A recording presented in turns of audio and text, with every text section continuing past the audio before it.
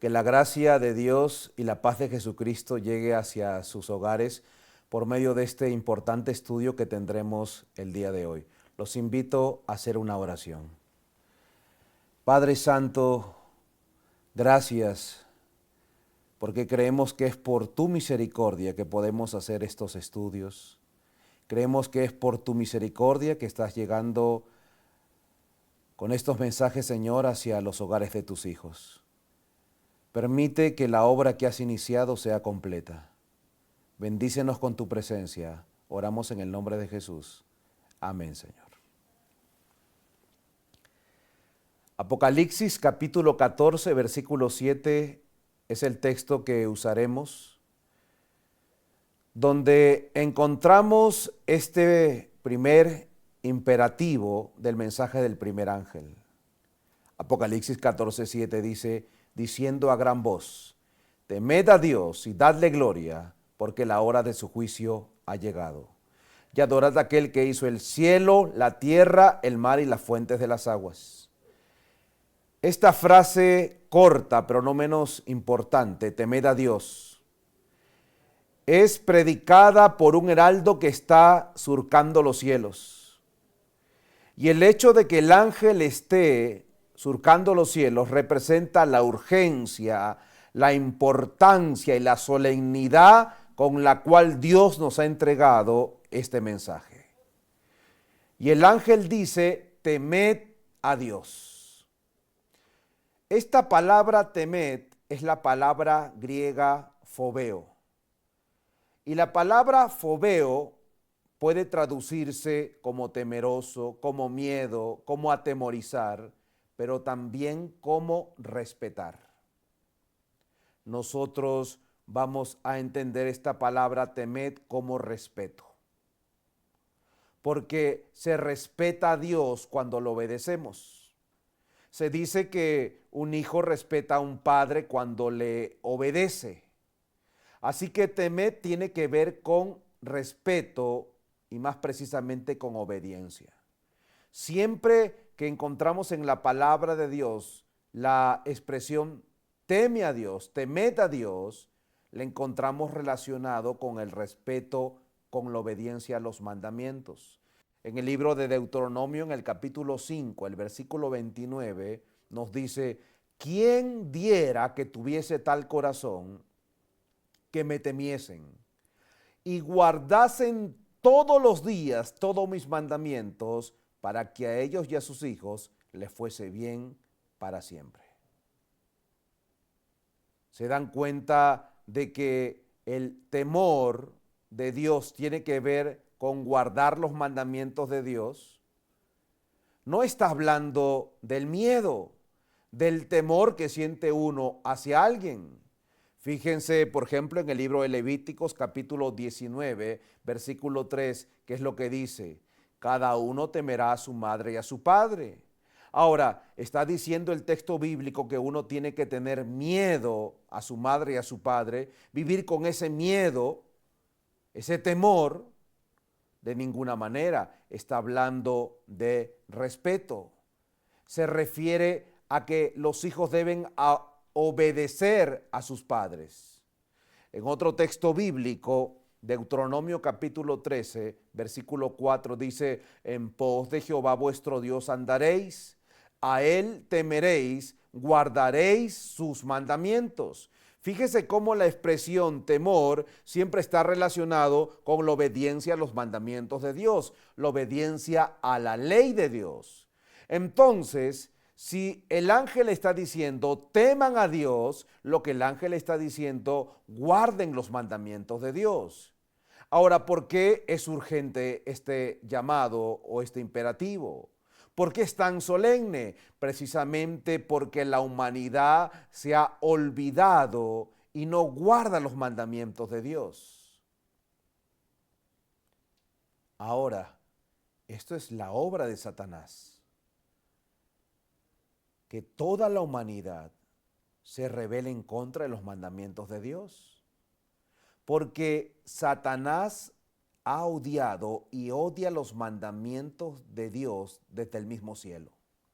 Él se levantó en contra de los mandamientos. Él dijo, Dios es un Dios injusto y tiene una ley que nadie puede guardar. Y esto fue lo que predicó y anunció a los ángeles. Decía, esta ley nadie lo puede guardar. Es una ley muy estricta. Es una ley injusta que ha puesto este Dios injusto. Así que yo les ofrezco un gobierno de libertad. Y para que exista libertad y unidad para todos y mayor felicidad, estos mandamientos tienen que ser derrocados, tienen que ser sacados. Él se rebeló en el cielo y trajo esa rebelión aquí a la tierra. La sierva del Señor, en el libro Patriarcas y Profetas, en la página 349, dice, la enemistad de Satanás contra la ley de Dios lo ha incitado a guerrear contra cada precepto del decálogo. Él odia los mandamientos de Dios. Existe un capítulo en el libro Patriarcas y Profetas que deberíamos leer, es el capítulo 29, que titula La enemistad de Satanás hacia la ley, donde la sierva del Señor hace un recuento cronológico, histórico, de cómo Satanás se ha enfrentado por su odio acérrimo a la ley de Dios en cada época de la historia del cristianismo, cómo se ha encargado de que cada uno de los habitantes de esta tierra se rebelen, violen, transgredan los mandamientos de Dios. En el mismo libro, en la página 351, encontramos que dice, desde el principio de la gran controversia, se propuso Satanás desfigurar el carácter de Dios. Ahora entendamos que el carácter de Dios es los mandamientos de Dios. Los 10 mandamientos de Dios es un trasunto del carácter de Dios. En los mandamientos se está mostrando quién es Dios. Y lo que está diciendo la cita es que Satanás se propuso desfigurar el carácter de Dios, desfigurar la ley de Dios y despertar rebelión contra su ley. Y esta obra parece coronada de éxito. Satanás ha despertado rebelión contra la ley de Dios. Ha desfigurado el carácter de Dios. Y esto lo ha hecho de diferentes maneras, atacando la ley de Dios. Cuando nosotros leemos la obra del hombre del pecado, del papado, que es representada por un cuerno pequeño que se levanta en el capítulo 7 del libro de Daniel. Ese cuerno pequeño que se levanta y tumba a 3 de los reinos bárbaros. Pero exactamente en el versículo 25 del libro de Daniel encontramos la obra especial. Y dice, hablará palabras contra el Altísimo. A los santos del Altísimo quebrantará, intentará cambiar los tiempos y la ley. Y ahí se está anunciando la obra de este sistema, que es la obra maestra de Satanás, atacando los mandamientos de Dios. Y lo hemos visto en la historia, colocando un día espurio en vez del día de reposo sábado para adorar. Y de esa manera ha atacado los mandamientos de Dios. Esa es una de las formas. La cita dice, ha desfigurado el carácter de Dios. Yo quiero, con los minutos que nos quedan, mostrar una de las tantas formas como Satanás ha hecho que no se obedezcan los mandamientos de Dios. Ha hecho de que los habitantes de la tierra no puedan guardarla, que vean a los mandamientos de Dios como algo difícil, que no se puede guardar. Quiero hablar un poco en la historia del helenismo. El helenismo es esta idea o esta cultura que el gran emperador griego Alejandro Magno levantó como idea en el mundo. Alejandro Magno, un hombre que por sus sueños, por sus metas y por sus ideas logró cambiar la humanidad, implantando esta idea, el helenismo, que no es otra cosa que la propagación de la cultura griega. Alejandro Magno fue muy amable con el pueblo judío. Dice el historiador judío Flavio Josefo que cuando Alejandro Magno estaba viajando de Tiro hacia Egipto, de norte a sur, pasando por Jerusalén, los líderes judíos se acercaron y se reunieron con él y le mostraron que Alejandro Magno formaba parte de la profecía bíblica. Y le dijeron que Dios había dicho que él sería el rey de Grecia. Posiblemente le enseñaron Daniel capítulo 8, versículo 21, donde dice que el cuerno grande que nace, cuerno grande y notable que nace en el macho cabrío es el rey primero, Alejandro Magno. Esto impresionó el corazón de Alejandro, que desde ese momento él fue muy amigable con los judíos. Los judíos construyeron una sinagoga en Alejandría, en Egipto. A los judíos se les permitía reunirse y guardar su día. De hecho, tuvieron acceso a un oráculo sagrado, al Antiguo Testamento, en el idioma griego. Muchos de los judíos habían emigrado hacia Alejandría, hacia el sur, hacia Egipto, porque la parte de Palestina había estado en constante conflicto, pues dos de los reinos, los Ptolomeos y los de Seleuco, constantemente se habían peleado por este importante lugar geográfico. Ellos andaban pasando hacia pertenecer a los Ptolomeos o a los Seleucos, así que muchos judíos, por el constante problema bélico, se habían mudado hacia Alejandría. Y había crecido en Alejandría un importante movimiento judío. Se levantaron sinagogas donde se guardaba el sábado, pero empezaron gradualmente a recibir la cultura helénica. En el comentario bíblico adventista, en el tomo 5, en la página 31, nos dice: como reacción surgió un partido conservador que defendía la estricta observancia del judaísmo de acuerdo con la Torá. Esos conservadores llegaron a ser conocidos como los hadisín, es decir, los piadosos. La separación entre estos dos partidos de judíos, los hadisín y los helenistas, desató un serio conflicto cuando los seleucidas tomaron posesión del país. Cuando el helenismo empezó a entrar al judaísmo, se levantó un grupo de conservadores llamados los hadisín que dijeron: no queremos que estas ideas entren en el pueblo de Dios. Pero también había otro grupo dentro de los judíos, los helenistas. Ellos estaban muy alegres y muy animosos con estas nuevas ideas, estos nuevos aires que traían frescura al pensamiento judío. Y esto hizo que se levantaran serios problemas en el pueblo de Dios, porque ocurrió un cisma.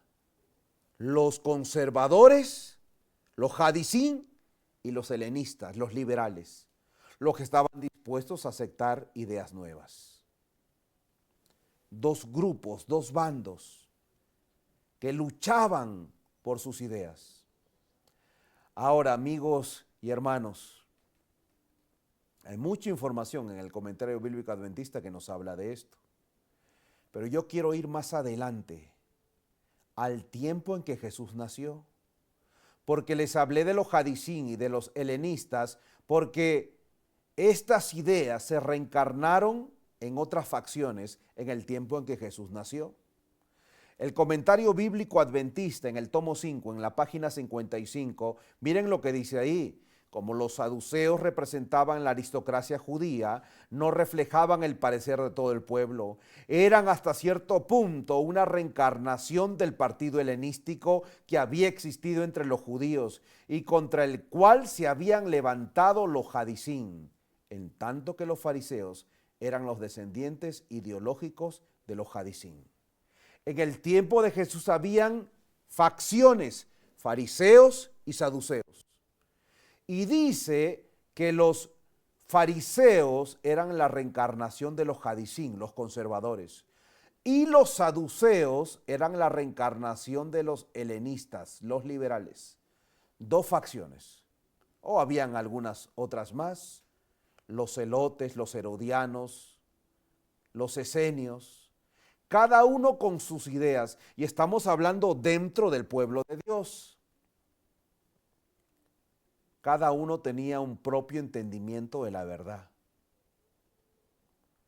Y esto causó que muchos se confundieran en lo que Dios quería para ellos. Estaban los conservadores, yo diría los extremistas. Estaban los liberales, los que permitían que todas las ideas que venían entren dentro del pueblo de Dios.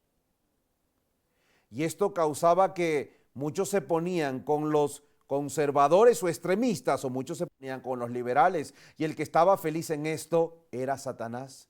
Porque déjenme decirle que el diablo ama los extremos. Él no se preocupa siempre y cuando nosotros estemos en uno de los dos extremos. Por eso es que la obra de Cristo, al venir a esta tierra, es sacudir o limpiar la verdad de los extremos. Porque estos extremos, por un lado, habían hecho tan difícil guardar los mandamientos de Dios con sus ordenanzas, con sus tradiciones, con sus cargas, hacían que guardar los mandamientos de Dios sea una carga pesada. Y hacía que se vea a Dios, quien se creía que había puesto todos estos mandamientos, como un Dios tirano, como un Dios duro. Por otro lado estaban los saduceos, que rebajaban los principios de los mandamientos, que rebajaban la herencia que Dios le había dado. ¿Cuál de los dos extremos era más peligroso? Los dos, porque en los dos estaban perdidos. Así que la obra de Cristo era limpiar la verdad de los extremos y de los errores. En el libro Profetas y Reyes, en la página 523, dice: cuanto más se alejaban de Dios, más rigurosos se volvían en la observancia de esas formas. Con todas estas minuciosas y gravosas exacciones, resultaba en la práctica imposible que el pueblo guardase la ley. Y este precisamente es mi punto. Satanás se encargó de que el pueblo judío no guardase la ley. No les iba a engañar diciendo, pongan el domingo en vez del sábado. Los judíos no creerían ese error. Tampoco creerían el error de que la ley no está más en vigencia. Así que se encargó de engañar al pueblo de Dios, que había sido llamado para ser columna y baluarte de la verdad, con este engaño, colocando sobre encima de la verdad elementos que hacían gravosa y pesada la obediencia de la ley. La sierva del Señor dice: hacía imposible que el pueblo guardase los mandamientos de Dios. Los grandes principios de justicia presentados en el Decálogo y las gloriosas verdades reveladas en el servicio simbólico se oscurecían por igual, sepultando bajo una masa de tradiciones y estatutos humanos. La buena voluntad de los fariseos de que no se violen los mandamientos de Dios hicieron que se ponga mandamientos humanos, tradiciones y estatutos. Hizo que se haga imposible guardar los mandamientos de Dios.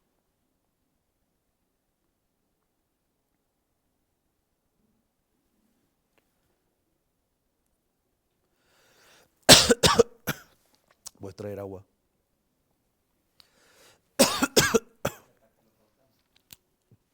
Bueno, hice una pausa de 2 segundos, 3.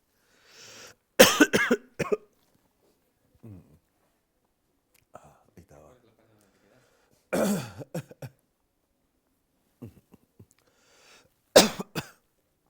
Yo dije, no, es que nosotros... 5, 4, 3, 2, 1, grabando.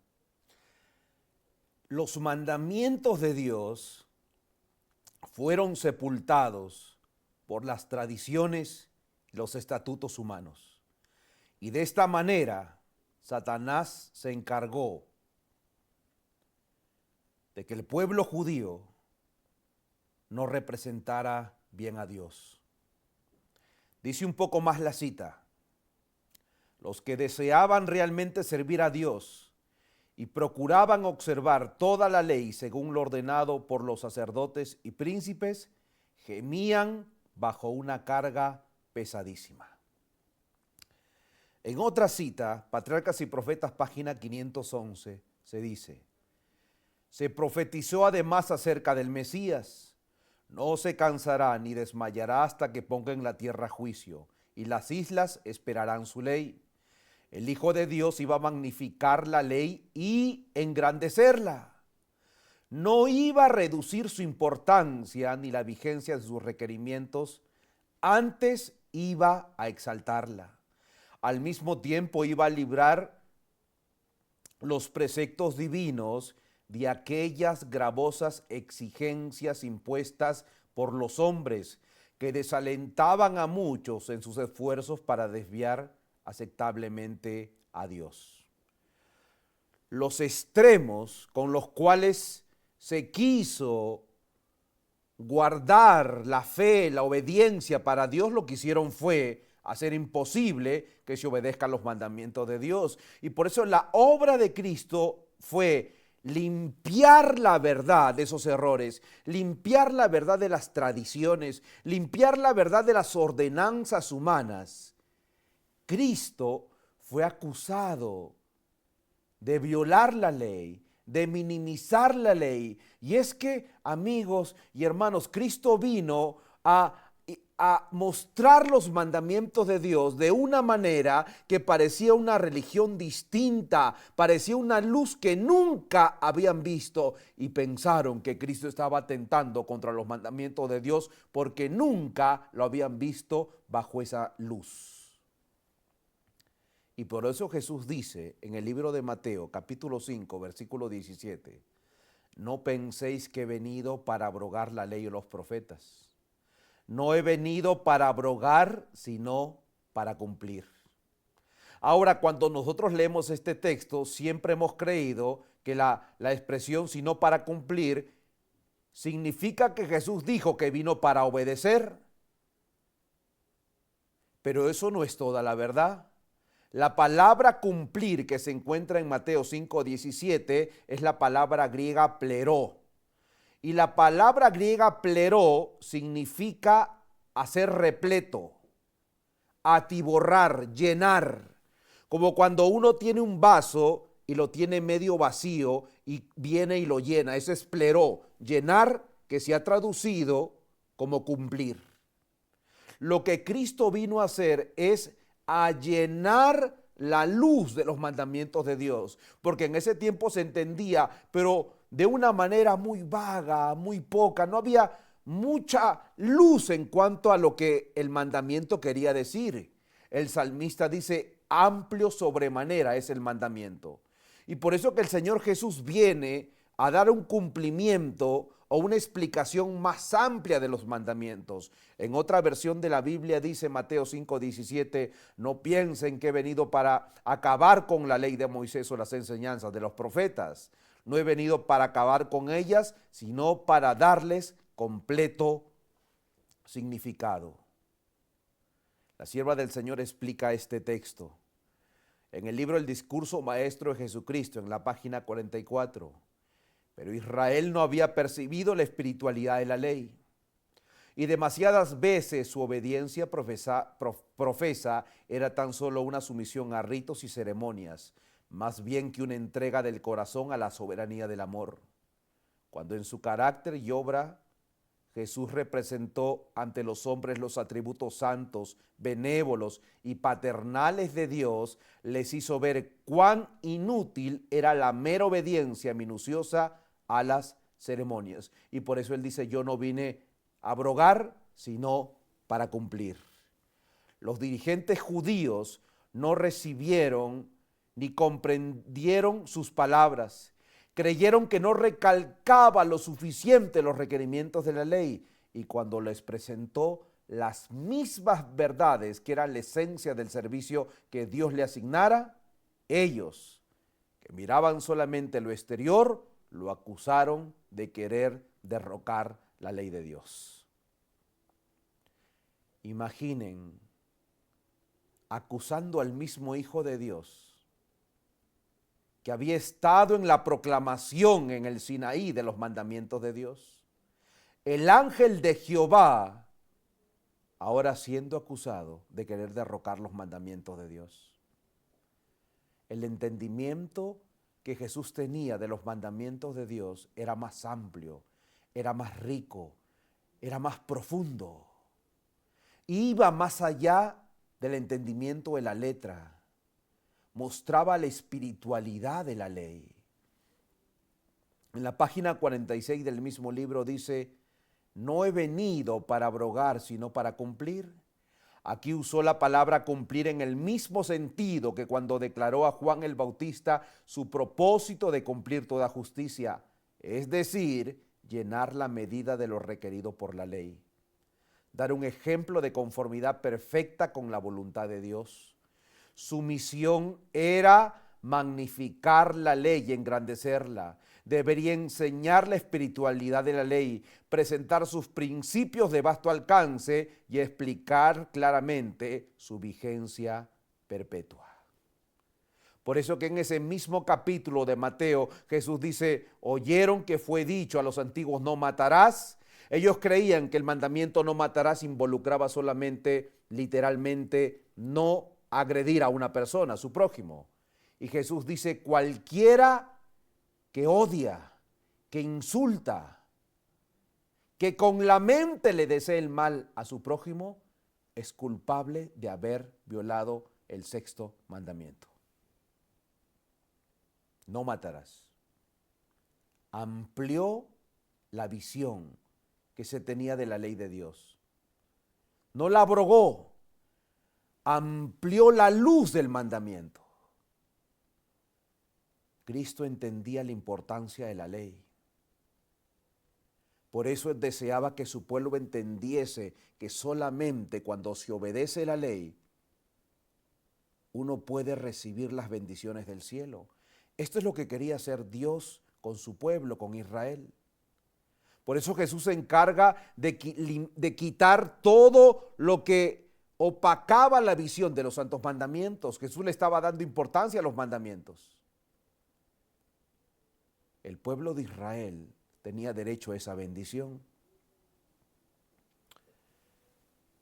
En el libro de Deuteronomio, en el capítulo 4, el versículo 5 y 6, dice: mirad, yo os he enseñado estatutos y decretos como Jehová mi Dios me mandó, para que hagáis así en medio de la tierra en la cual entráis para tomar posesión de ella.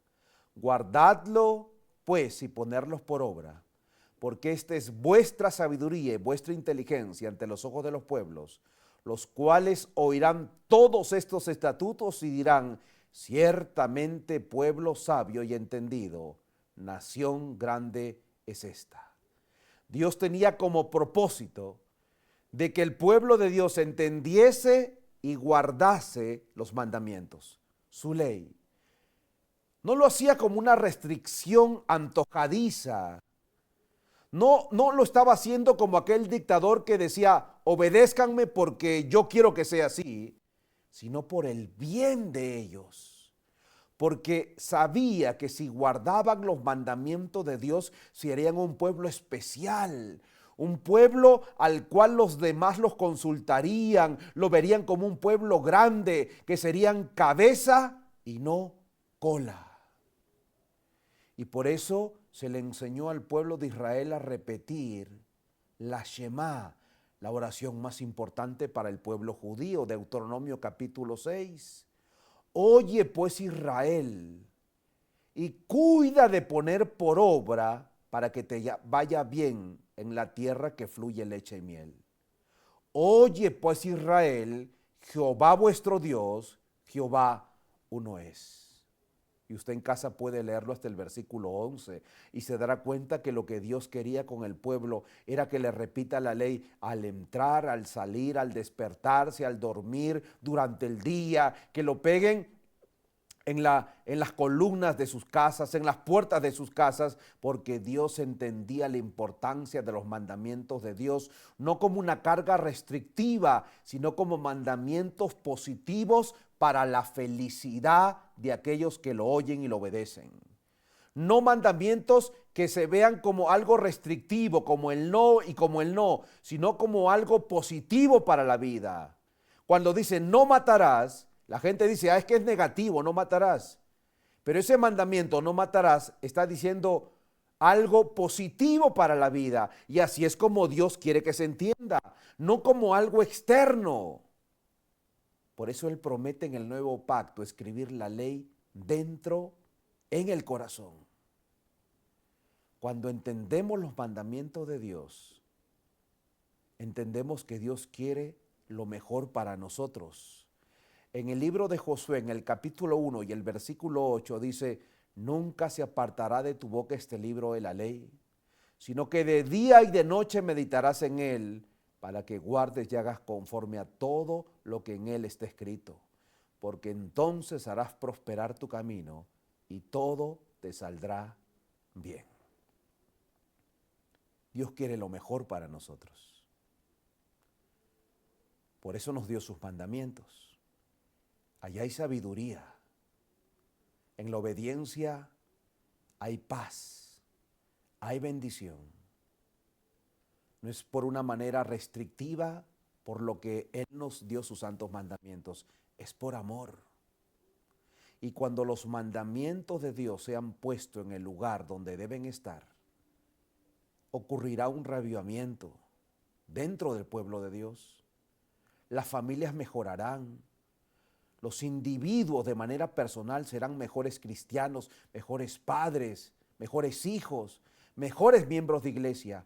Colóquese a la ley de Dios en el lugar donde merece y el mundo cambiará. Por eso el imperativo dice, temed a Dios, obedezcan los mandamientos. El salmista decía, tiempo es de actuar, oh Jehová, porque han invalidado tu ley. Hoy el mundo está invalidando los santos mandamientos de Dios. Por eso hoy urge como nunca antes que como pueblo levantemos el estandarte ensangrentado del príncipe Manuel, que lleva junto a ello los mandamientos de Dios y la fe de Jesús. Que Dios nos ayude para ser un pueblo que predica, que exalta y que vive los santos mandamientos de Dios. ¿Quieres ser parte de ese pueblo? ¿Quieres ser parte del pueblo de Dios que va a preferir la persecución, la pobreza y la muerte antes que violar los mandamientos de Dios? Que Dios nos ayude para que por medio de la gracia de Cristo seamos capacitados a obedecer los mandamientos santos de nuestro Dios. Vamos a hacer una oración. Padre, te damos gracias porque nos has revelado tu santo carácter a través de tus santos mandamientos. Y te agradecemos, Señor, porque en medio de un mundo lleno de apostasía, abunda tu gracia, Señor, para que por medio de ella podamos obedecerte. Gracias porque nos das libertad de proclamar este mensaje. Bendice y perdona, Señor, si lo necesitan, aquellos que nos están escuchando. Te lo pedimos en el nombre de Jesús. Amén, Señor. Que el Señor los bendiga. Este video y las demás producciones que ustedes pueden disfrutar a través de nuestras plataformas son en parte gracias al aporte que personas como tú hacen a este ministerio. Queremos invitarte a que sigas apoyándonos para que el mensaje de Dios cada vez pueda llegar más lejos y con más amplitud. Recuerda, tu aporte hace avanzar la obra. Fundación Las Delicias TV, un estilo de vida.